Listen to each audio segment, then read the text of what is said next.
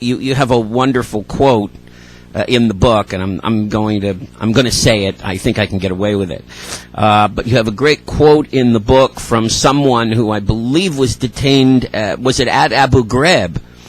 And who said that, I'm paraphrasing a little bit, but he said, the Americans brought electricity to my ass before they ever brought electricity to my house. That's right. Now, let's talk a little bit about that. I mean, you saw evidence of torture in Iraq. You saw bodies that were apparently tortured. Absolutely. It was something that was impossible to miss as someone who arrived in Baghdad in November 2003.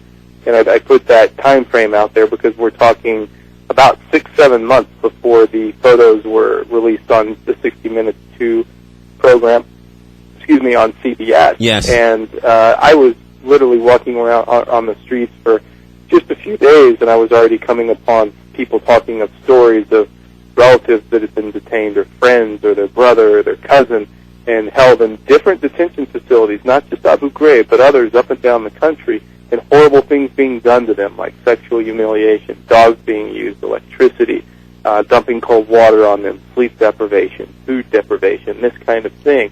And I ended up coming upon a story myself in January of 2004. So again, still several months before the Abu Ghraib situation exploded in the media.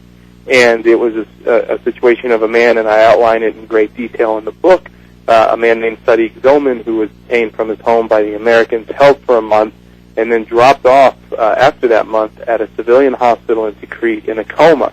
And I had photographic evidence, video evidence, and then a falsified medical report from a Lieutenant Colonel Michael C. Hodges, a U.S. Army medic, that basically made the bogus claim, well, this man is in a coma because he had a heat stroke that led to a heart attack.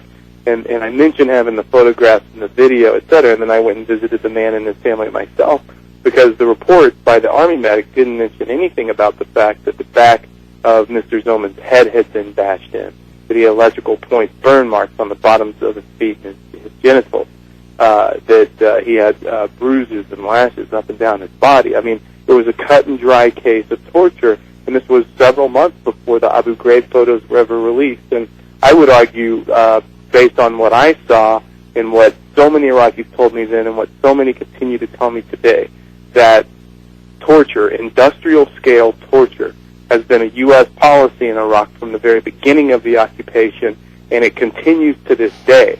The International Committee for the Red Cross, just earlier this month, just 2 weeks ago actually, released a report saying that they estimate that there's 60,000 Iraqis being held in U.S. and Iraqi detention facilities across the country.